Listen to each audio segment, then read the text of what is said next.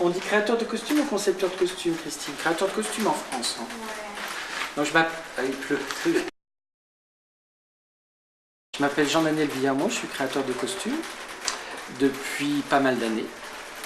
Et ma formation, j'ai fait l'ENSAT, qui est l'École nationale supérieure des arts et techniques du théâtre, qui était à Paris à l'époque et qui se trouve actuellement à Lyon. C'était dans les années 87, 88, 87, de 1900. Et depuis, j'ai fait, en sortant de cette école, j'ai été assistant sur pas mal de films, comme La Reine Margot de Patrice Chéreau, L'Amant de Jean-Jacques Hano, Chouan de Philippe de Broca, Ayam Dina, enfin plein de films comme ça.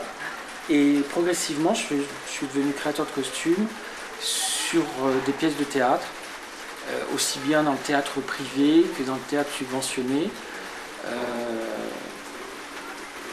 Voilà. Et après, j'ai fait aussi beaucoup de créations. Donc j'ai été créateur de costumes sur des pièces de théâtre, aussi bien dans le théâtre privé que dans le théâtre subventionné. J'ai travaillé sur des comédies musicales comme Résiste avec Matt Pokora, une comédie musicale sur Jésus de Christophe Baratier. J'ai fait Les choristes de Christophe Baratier. J'ai fait Oliver Twist, mise en scène par Ladislas Chola. Donc esthétiquement, c'est... Donc c'est très large, c'est beaucoup de... C'est des univers complètement différents.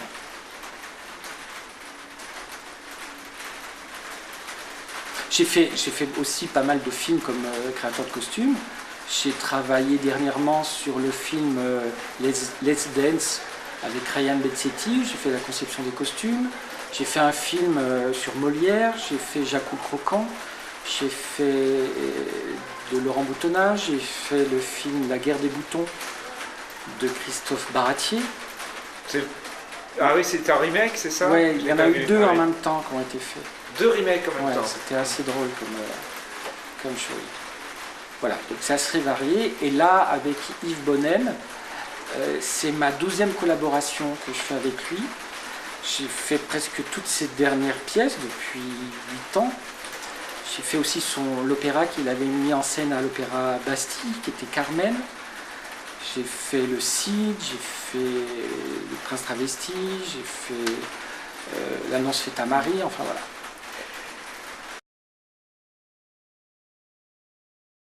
C'est des métiers qu'on ne connaît pas, on voit à la télé, on voit des pièces de théâtre. À mon époque, il y avait une célèbre émission qui s'appelait Au Théâtre ce soir. Ouais. J'étais assez friand de la voir tous les vendredis ou tous les samedis, je ne sais plus quand il passait. Et je me posais la question, je me dis, mais ces costumes, il y a des costumes d'époque, il y a des choses comme ça. Comment ça arrive là, quoi? Est-ce qu'il y a un catalogue comme La Redoute où tu choisis ta robe 18e à telle taille, tel machin et tout ça? Ou tu vois, j'étais un peu naïf sur le truc. Et puis un jour, j'ai vu le film Molière d'Ariane Mouchkine. Je l'ai vu plusieurs fois, je l'ai vu en projection scolaire. Puis après, je suis allé le revoir avec mes parents. C'est un film qui me fascinait parce que je voyais cette troupe. J'ai des souvenirs de la troupe qui partait en Italie, qui passait sur les Alpes avec une pirogue qu'ils avaient ramenée de Venise. Enfin, il y avait toute une vie de troupe qui me plaisait. Et je me dis, tiens, j'aimerais bien travailler dans une équipe comme ça.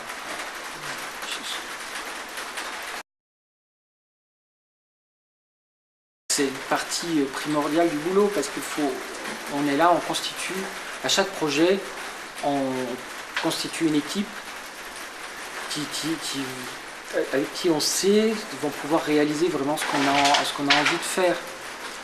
Donc on travaille souvent avec les mêmes équipes, on retrouve chaque fois des équipes, on est intermittent du spectacle, donc ça veut dire qu'on travaille pour une durée déterminée.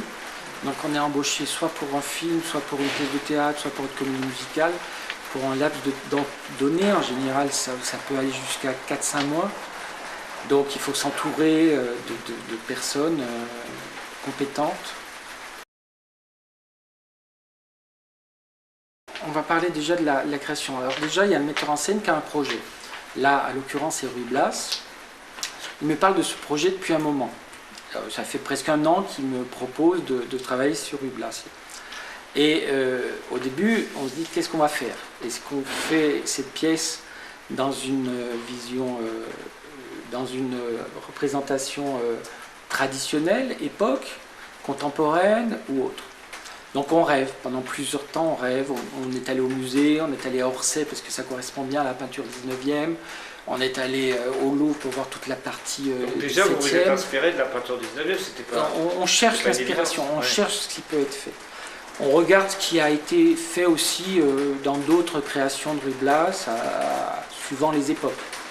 Parce que suivant les époques depuis le 19e jusqu'à aujourd'hui, on aborde les classiques différemment. Il y a des périodes, on fait de la vraie reconstitution historique, il y a d'autres périodes, on fait moderne, il y a d'autres périodes, suivant les tendances. Voilà. Bon, là, on ne sait toujours pas ce qu'on va faire. Et très vite, on se dit, on ne veut pas que ça soit historique, mais historique de l'époque, c'est-à-dire 1669, 1600, je sais plus combien, 1690, l'époque de Charles II d'Espagne, qui correspond à nous, à Louis XIV en France. Donc on se dit, on ne veut pas que ce soit des costumes comme ça. Et puis, on ne veut pas que ça soit non plus 100% 19e, c'est-à-dire on ne veut pas faire 1830, c'est-à-dire la période trop romantique. Donc il fallait qu'on trouve quelque chose. Et Yves, très vite, se dit, je suis très attiré par tout ce qui est pré-raphaélite. Pré-raphaélite, c'est toute la période romantique anglaise qui peut correspondre un peu à Victor Hugo, parce qu'il a vécu sur les îles anglaises, il a vécu sur un peu plus tard, quoi, Victor Hugo.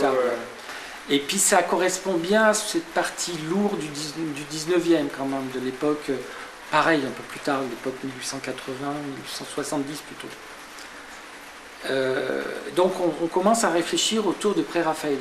Donc pré-raphaélite, moi je me dis, ça fait quand même très des costumes Moyen-Âge. Donc on va se dire, on va faire du Moyen-Âge. Pourquoi faire du Moyen-Âge? Pourquoi pas faire de la Renaissance du coup? Parce que quel est l'intérêt? En même temps, le Moyen-Âge, on sent qu'il y a une souplesse dans le mouvement, il y a une souplesse dans le costume. On peut montrer du coup la reine d'un côté très rigide, et puis après le côté plus évanescent du personnage, avec ses coupes moyenâgeuses qu'on voit sur les tableaux pré-raphaélites de ces époques. Donc, moi je me dis, j'ai toujours eu envie de faire des costumes de théâtre vus par une époque. Parce que les costumes historiques, aujourd'hui, on essaye de faire des costumes avec des coupes historiques. C'est-à-dire essayer de respecter les pentes d'épaule, essayer de respecter, on part plutôt de la coupe d'époque, on fait des relevés de costumes 18e, 17e, pour mettre des corps d'aujourd'hui dedans. Donc ça ne donne pas tout à fait, et au 19e siècle, et même jusque dans les années 1950, on prenait la coupe de notre époque, c'est-à-dire en 1950 ou 1960, on prenait un veston de cette époque et on le transformait pour en faire un costume 18e, 17e et tout ça. Donc quand tu vois des films de ces époques, on se rend compte que on reconnaît l'époque, on sait que ça a été fait en 1960. Par exemple, un truc très simple, vous regardez Angélique Marquise des Anges, vous voyez que ça a été fait dans les années 60. Tous les corps à baleine des femmes, il y a les seins qui sont un peu pointus, comme ça pouvait se faire dans les années 60. Les carrures des justes au corps des hommes, c'est très épaulé. Enfin, on sent que c'est pas une reconstitution. Ça veut être une reconstitution historique, mais c'est pas une reconstitution historique. C'est parti à partir de chaque époque. Donc là, je me suis dit, je vais faire la même chose. Je vais partir du 19e siècle. Je vais me mettre dans la peau d'un tailleur du 19e siècle pour faire des costumes moyenâgeux. Donc, c'est plutôt les costumes des femmes, c'est plutôt des costumes qui peuvent ressembler plutôt à des robes du soir, qui font Moyen-Âge, que des vraies coupes historiques. Je ne sais pas si je suis clair dans tout ça. À partir de là, donc, je ramasse tout ce qu'il y a en documentation, je fais un book de documentation par personnage pour essayer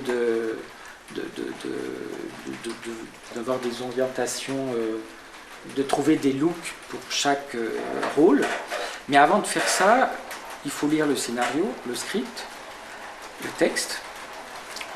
faire un dépouillement, c'est-à-dire je fais un dépouillement acte par acte, puis après scène par scène, voir où sont présents chaque personnage, et après voir si chaque personnage, par rapport à la continuité de chaque personnage dans la pièce, voir à quel moment il y a besoin qu'il enlève sa veste, qu'il garde sa veste, qu'il change de costume, qu'il mette un chapeau, tout ça pour faire un inventaire à peu près de ce que j'ai besoin comme costume.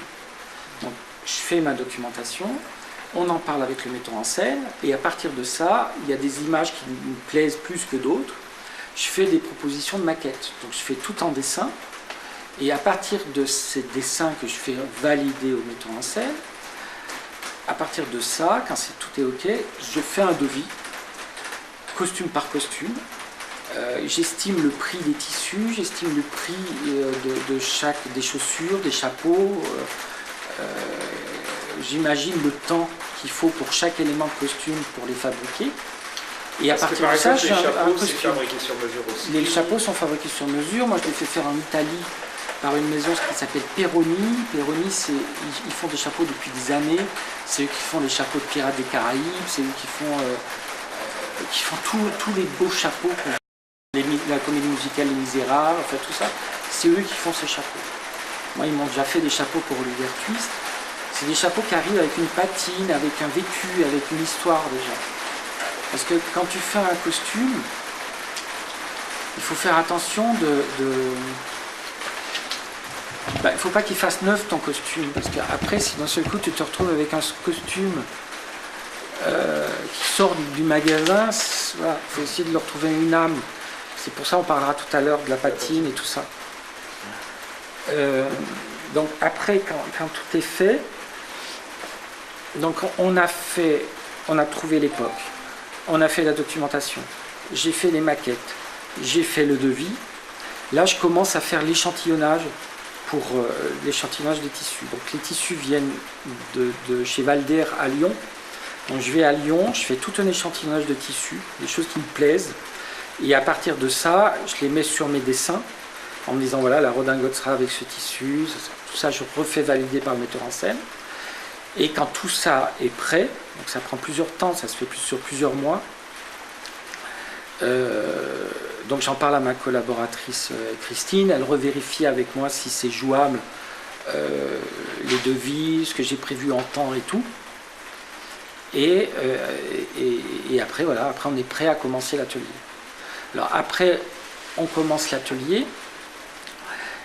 Là, c'est un atelier volant, mais on a plusieurs possibilités. Soit on s'adresse à un atelier existant, il y en a plusieurs à Paris, donc je vais avec mes maquettes et je fais faire un devis dans cet atelier, et l'atelier on travaille avec eux, ou on monte un atelier volant. Donc là, on a fait l'option de monter un atelier volant, c'est-à-dire on embauche du personnel, on est dans des locaux, on installe tout et on fait nos costumes ici. Et quel est l'avantage des deux solutions? Qu'est-ce qui pousse au choix de l'un ou de l'autre? L'atelier volant, l'avantage, l'atelier qui existe, on fait faire un devis, c'est très précis. C'est-à-dire, chaque personne, elle a une redingote, un gilet, un pantalon, tout ça, ça a un prix. Voilà. Si d'un seul coup, je veux rajouter autre chose ou faire une grosse transformation, c'est refacturé. Un atelier volant, on a beaucoup plus de mobilité et on peut rajouter des choses si on y arrive. Les gens sont investis différemment aussi, il y a moins les heures fixes et moins atelier entre guillemets fonctionnaire. C'est vraiment un atelier où les gens sont plus investis.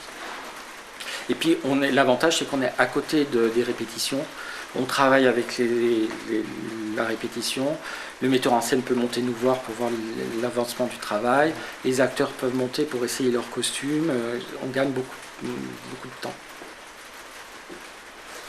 Combien il y a de personnes justement qui travaillent dans cet atelier volant et puis pour quel volume de travail? Alors là, le volume non plus n'est pas... On a 28 costumes en tout, je crois, 30, puis 28. Et on a une chef d'atelier, on a 2 costumières qui coupent et qui réalisent aussi, donc il y a 3. On a une stagiaire 4, ici dans l'atelier on a 4 personnes. On a 2 personnes qui travaillent en bas dans l'atelier patine-teinture, qui font la patine et les teintures des costumes. Et sinon, tout ce qui est costume d'homme, je le fais quand même fabriquer à l'extérieur par un tailleur extérieur avec qui j'ai l'habitude de travailler. Parce qu'il n'y avait pas la place, je n'avais pas le budget pour faire tout ici. Donc il fallait que je trouve des solutions de sous-traitance aussi. Et qui est aussi un spécialiste. C'est un spécialiste, oui. Comment il s'appelle? Il s'appelle Sami Douib. Qui lui aussi fait beaucoup de costumes pour le théâtre, le cinéma. Il m'a fait tous mes costumes, mais il ne travaille pas que pour moi, il travaille énormément pour tout le monde. Donc ce temps de réalisation de l'atelier, c'est 3 mois, c'est ça? C'est 2 mois? Non, l'atelier c'est beaucoup moins que ça. C'est le temps des répétitions, on a commencé avec les répétitions, donc de ces 2 mois. 2 mois, oui. C'est 2 mois. Mais quand on a commencé, tout était prêt, c'est-à-dire les échantillons de tissus, les tissus étaient commandés, les maquettes, tout, on savait exactement ce qu'on allait faire. Compliqué. Alors là, je suis parti sur des choses un peu compliquées parce que on pensait faire... c'est toujours la même chose. On cherche des costumes. J'avais un carnet des charges avant de commencer en me disant ça doit jouer plus de 100 représentations. S'il y a plus de 40 représentations qui sont faites à l'extérieur au festival de Grignan, c'est au mois de juin, c'est fin juin, juin-juillet. Il peut y avoir un peu de pluie. Il faut que les chaussures ne dérapent pas et que les costumes supportent un tout petit peu la pluie. Et bien on a fait tout le contraire, il ne faut pas le montrer à Yves tout de suite. On a fait des robes en velours, donc les velours ça marque un peu dessus la pluie. Et c'est des velours assez compliqués à travailler, donc c'est un peu compliqué, ça prend beaucoup de temps de faire des robes comme celle-ci qu'on pourra voir si tu veux après. Mais le costume le plus difficile à concevoir, c'est celui de la reine. Ce que je voulais, c'est qu'il y a la fin de l'acte 1, où d'un seul coup, il y a toute la cour qui est là pour accueillir la procession de la reine qui arrive. Et on enchaîne très vite sur l'acte 2, où on est plus dans l'intimité de la reine, avec sa duchesse et ses femmes dans ses appartements. Et cette reine, elle arrive en procession. On n'a pas non plus une foule gigantesque, donc il faut que son arrivée soit spectaculaire. Et j'avais envie de la faire arriver vraiment comme une sorte de procession, comme une madone, comme une femme intouchable, une sorte comme une impératrice de Chine, ou comme, je sais pas si tu as vu le dernier empereur, quand tu vois la reine qui est dans son truc, quand tu vois l'impératrice, que personne... Figure, une icône, voilà. Donc, je voulais vraiment faire limite une procession de la Vierge Marie quand elle arrive dans les trucs où tout le monde la regarde. Donc je me suis dit, il faut que je fasse un costume à transformation pour que... Et même si c'est pas l'époque, et même si c'est pas l'époque de Charles II, je me suis dit, j'ai envie quand même, l'image la plus forte de l'Espagne, c'est les Velasquez, c'est-à-dire ces robes très larges, ces paniers très larges, ces coiffures, ces bols coupés au carré, là, comme on voit dans le tableau de Velasquez. Je me suis dit, j'aimerais que ça soit comme ça. Et comme on est au 19e, on peut se permettre de faire des choses qui ne sont pas forcément d'époque, pas forcément la bonne époque. Et donc je me suis dit, il faut que cette coiffure à la Velasquez, ça soit comme une tiare qu'on puisse retirer après. Donc plutôt que de faire une couronne, on fait cette coiffure qui va être très ostentatoire. Et pareil pour la robe. Donc la robe, elle arrive, tout est très rigide, c'est un énorme panier, et à un moment donné, elle retire le panier sur scène, donc elle sort de son panier, et il y a une robe beaucoup plus souple et plus simple, enfin elle est quand même dorée, qui reste pour enchaîner sur l'acte 2. Donc ce costume est dur à mettre au point. On a un souci, il y a des marches, donc c'est une structure métallique, donc pour monter les marches c'est un peu compliqué, enfin il faut tenir compte de toutes ces contraintes. Ce que je pense de Ruy-Blas, c'est une pièce qui n'est pas facile à faire aujourd'hui, parce qu'elle représente vraiment une époque, je pense. Elle représente vraiment le 19e. S'il a fait cette pièce, j'ai l'impression, enfin c'est ce que j'ai lu, c'est qu'il s'est servi comme de Charles II du XVIIe siècle, mais en fait c'était une pièce qui voulait parler de la fin de règne Louis-Philippe, de son époque actuelle. Si on prend la pièce que par elle-même, c'est vraiment une pièce qui peut faire pièce historique. Donc, mais Yves veut justement faire autre chose. C'est pour ça qu'on délocalise au niveau de l'époque, qu'on se sert du Moyen-Âge, qu'on essaye de brouiller les pistes tout en restant quand même dans des lieux de cours et tout ça. Et Yves veut justement il veut faire ressortir le caractère des personnages.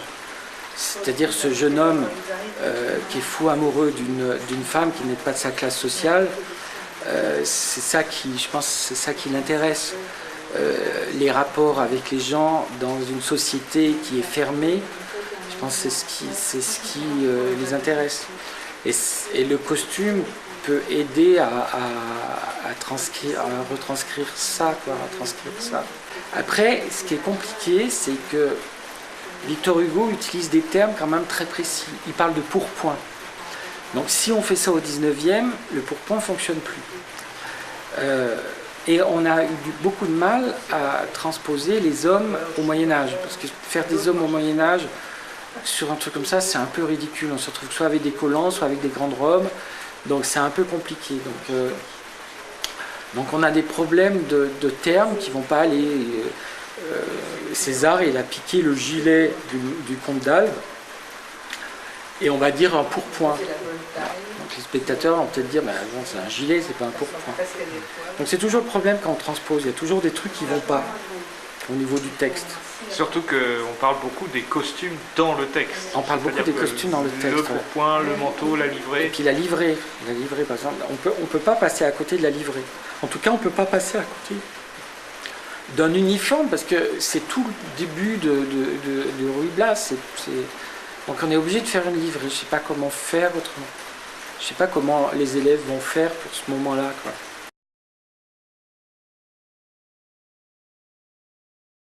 Moi, j'ai vu vos essais costumes. J'ai vu la transformation du costume de Ruy Blas quand il devient...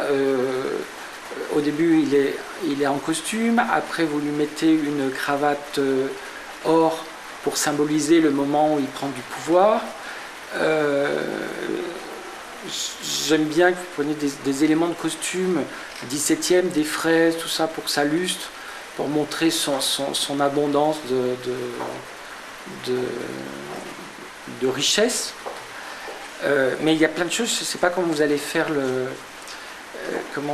justement cette livrée. Comment vous allez faire les chapeaux de la fin de la... Parce qu'il y a cette réplique qu'on dit, on ne se découvre pas, un grand d'Espagne ne se découvre pas devant une reine d'Espagne. On est obligé de mettre des chapeaux. Nous, on ne voulait pas mettre de chapeaux, et puis on s'est trouvé coincé, on est obligé de mettre des chapeaux. La toison d'or, alors la toison d'or, on n'est pas obligé de la faire toison d'or. J'ai vu, vous avez fait une toison d'or, je trouve ça très bien. Moi, j'ai encore un problème, je ne sais pas encore comment je vais les faire. Soit je fais des gros médaillons avec des chaînes, soit ça c'est un problème. Après, la reine, c'est amusant de se servir de la cape, puis après la cape se transforme en jupe. Je ne sais pas si cette jupe sert au début pour la procession, parce qu'elle est dorée, ou elle sert plus tard pour faire des évolutions de costumes. Parce que la reine, elle peut avoir 3 costumes, à mon avis. Il y a la costume, ou plus 4 costumes. Costume de la procession, costume de l'acte 2, le costume de l'acte 3 quand elle vient de surprendre, quand elle écoute Ruy Blas, la longue scène, Bon appétit messieurs, et la reine arrive après. Et puis il y a le costume 4, à la fin, quand elle vient au rendez-vous caché. C'est sûr que dans les didascalies, on parle de robe blanche pour la reine, on parle de choses très... on parle de pourpoint noir, de livrée rouge et bleu et or. Donc il y a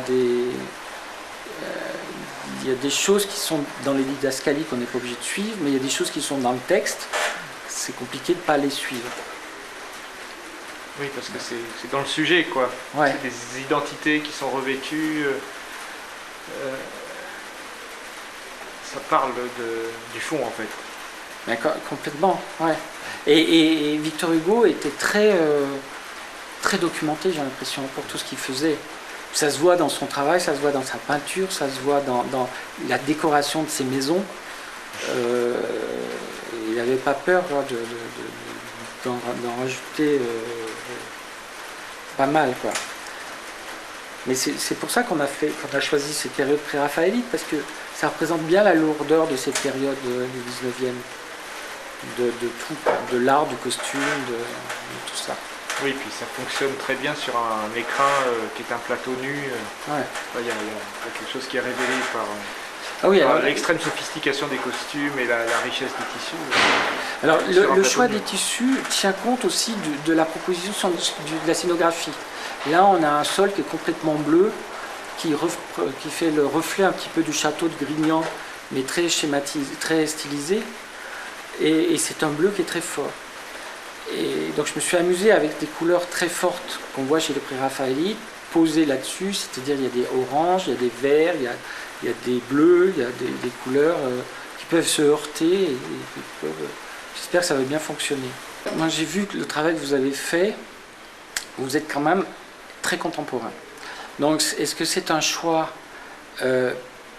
par rapport à votre formation? Je pense que vous travaillez dans la mode, je ne sais pas si votre formation s'est axée sur le costume ou plutôt sur la mode, et c'est peut-être pour ça que vous avez envie de faire quelque chose de contemporain.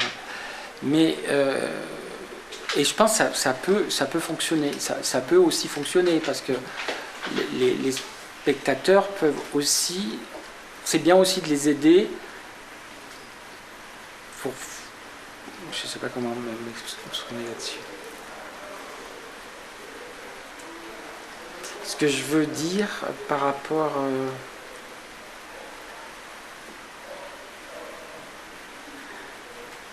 ce que je voulais arriver à dire, mais c'est compliqué à le dire. Je voulais arriver à dire, c'est pas parce qu'on on transpose une pièce à notre époque que ça va nous parler beaucoup plus.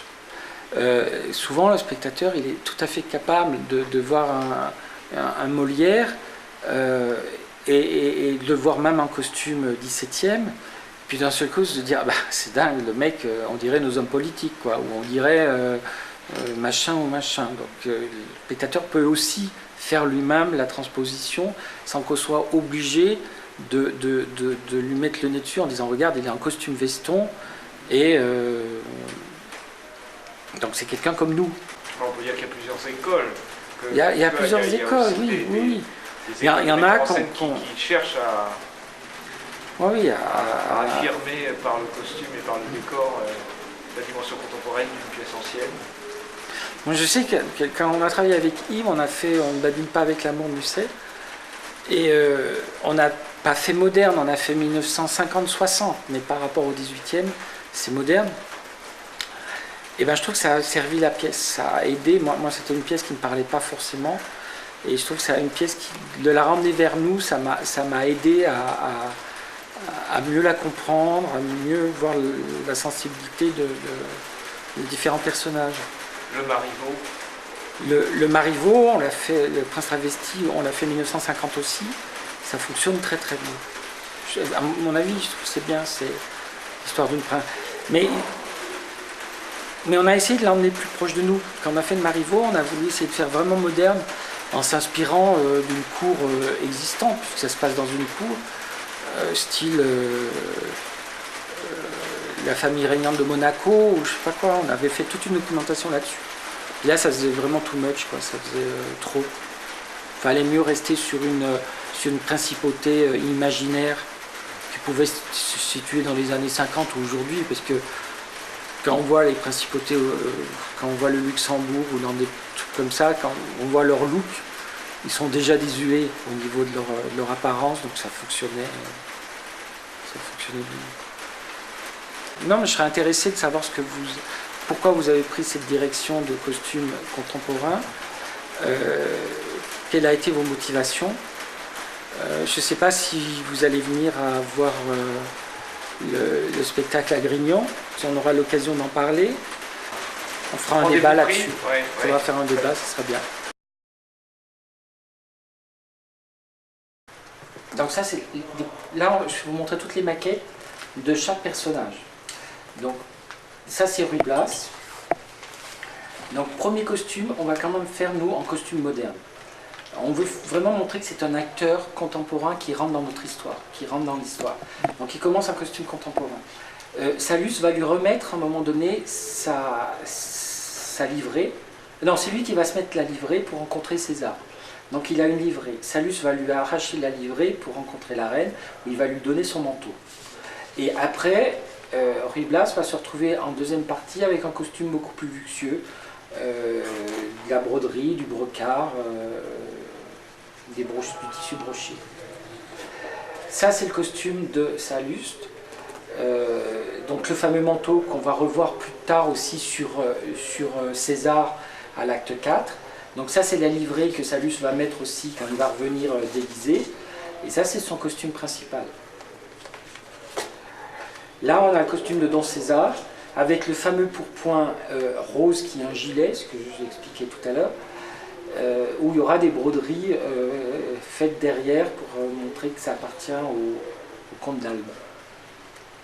Donc c'est ces deux costumes, un costume quand il revient qui est beaucoup plus haillon et un costume de début. Là c'est le costume de Don Guritan. Donc c'est pareil, deux versions, la version retourne de voyage et la version à la cour de la reine.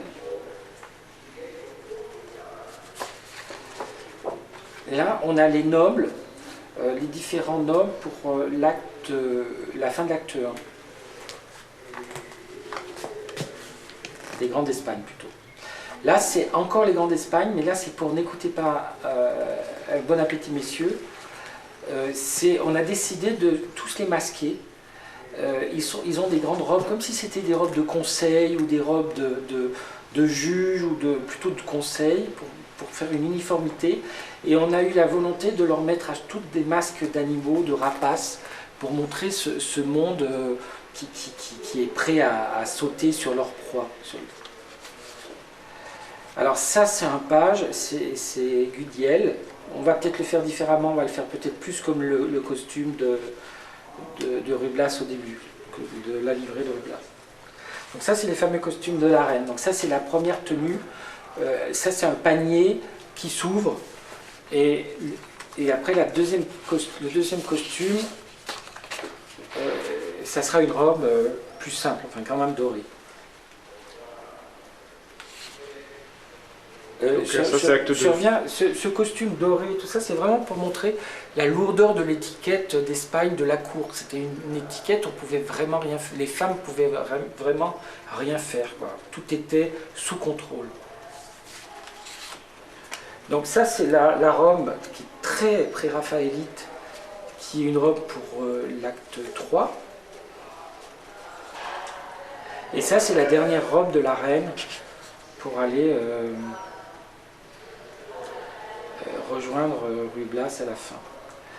Ça c'est la robe de Casilda. On a fait rose, on a fait un peu plus, toujours très pré-raphaélite, mais un peu plus gitane peut-être, la couleur, la longueur, la mollesse de la robe où elle peut danser et bouger. Ça c'est la duchesse. Donc elle a vraiment une robe 19e. Avec des manches qui font Renaissance, avec un tissu qui fait Renaissance, mais la coupe elle est typique de l'époque de Victor Hugo. Ça c'est la douaine. Ça c'est les alguazils, les gendarmes. Ça c'est un page. Et puis ça c'est des costumes qui ont été... C'était d'autres propositions de costumes. D'accord. Voilà. Super, je suis allé